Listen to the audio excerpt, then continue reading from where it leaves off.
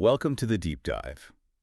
Today we're really digging into a fascinating ancient text, one that maybe surprisingly has a lot to say to us right now. Hmm. We're going to explore a specific part of the Bible, Nehemiah chapter 12, and pull out some key insights. Yeah, Our goal, really, is to see how this historical story can actually strengthen our own trust and relationship with God today. Mhm. It's more than just history. Absolutely. And Nehemiah, the whole book, it's this incredible story of restoration, isn't it? Rebuilding after exile. Mhm. Chapter 12 is sort of the culmination, the celebration after all the hard work, sets the scene perfectly. Okay, so let's unpack it. Chapter 12 kicks off with, well, it looks a bit like record keeping at first. Right. Lists. Yeah, detailed lists of priests and Levites, the ones who came back from Babylon with Zerubbabel and Jeshua. Important figures setting up leadership again. Exactly. And this wasn't just, taking attendance. It was about documenting the spiritual leadership needed for the temple, for getting things started again, foundational stuff. And it's interesting how detailed it is. It mentions roles, like people over the Thanksgiving or the porters keeping the ward. Porters, like gatekeepers for the temple. Essentially, yeah. Guardians of the sacred space. It just shows how much they valued organized spiritual service.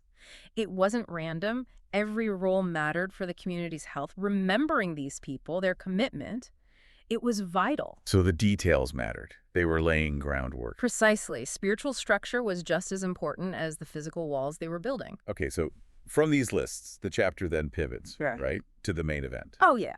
The dedication of the rebuilt Wall of Jerusalem, a huge moment. This wasn't just cutting a ribbon. This was a massive celebration after everything they'd been through. It really was a massive act of communal worship. They actually went out and gathered the Levites from all over Judah to bring them to Jerusalem for this. Wow, quite the effort. Definitely. And before the big celebration, there was purification. Priests, Levites, the people, even the gates and the wall itself. Setting it all apart, making it holy for God. Exactly. And then came the spectacle. Two large choirs or companies And they marched on the wall. on top of the wall, going in opposite directions. Imagine that. One group went towards the dung gate, interestingly. Symbolism there, maybe? Triumph over the past? Could be. The others started near the Tower of the Furnaces. And the Yeah. sound. Cymbals, psalteries, harps, trumpets. Must have been incredible, the sound echoing. You can almost hear it, can't you? The text says they offered great sacrifices and rejoiced, for God had made them rejoice with great joy. Even the wives and children rejoiced. Yes, and this is Yeah. amazing, so that the joy of Jerusalem was heard even afar off. Afar off, that really paints a picture. Yeah. Loud, public, undeniable joy. A declaration of God's faithfulness, basically. So after this incredible high point, Huh. the chapter does get practical again, doesn't it? It does. It talks about reestablishing the duties and, importantly, the provisions for the priests and Levites. Collecting offerings, first fruits, tithes. Life goes on even after the party. Well, yes, but it was crucial for the city's ongoing spiritual health. Supporting the Levites meant sustaining the spiritual life of the community. It linked the physical rebuilding to spiritual sustenance. And the people were happy to do it. Seems so. It says, Judah rejoiced for the priests and for the Levites that waited. They valued their spiritual leaders. It wasn't seen as a burden. Okay, this is where it gets really interesting for us, right? Taking this ancient story, Mm. how does it apply now? What's the wisdom for today? Great question. I think there are a few really powerful takeaways. First, celebrate what God has done and do it with enthusiasm. Like the dedication, it wasn't quiet. Not at all. It was this deep public gratitude, recognizing God's hand in their success. That joy heard far off, it's meant to be a witness. So for us, maybe it's about marking milestones with gratitude, pausing to actually celebrate what God's brought you through. Exactly. Personal growth, a new job, recovery, answered prayer, whatever it is. Don't just move on. Make a joyful noise about it, like they did. Because that public gratitude, sharing it, it fuels faith, doesn't it? Yours and others. Absolutely. Second insight. Worship requires preparation and participation. Right, Nehemiah organized everything meticulously. It wasn't just spontaneous chaos. No, he planned.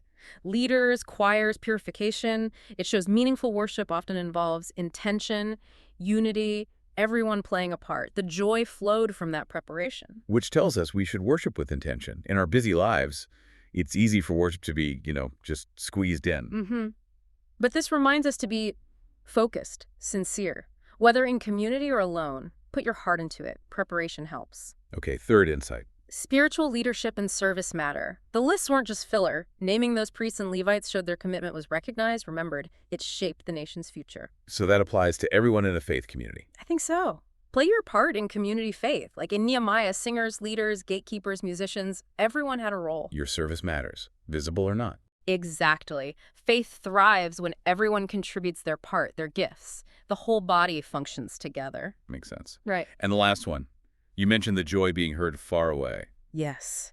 Joy is contagious. It's a powerful witness. Their joy wasn't contained, it radiated outwards, affecting others, even outsiders. So the challenge is to spread joy, not just words. Let your gratitude, your way of living, your worship, let it resonate. Let it resonate loudly enough to inspire people, maybe even draw in those who are, far from faith. It's a powerful testimony in itself. Okay, so bring it all together. Right. How does remembering Nehemiah 12 actually strengthen our trust, our relationship with God day to day? Well, I think it shows us that intentional gratitude, joyful and prepared worship, faithful service, these aren't just nice ideas, they're practical ways to deepen that trust. By actively doing them. Yes.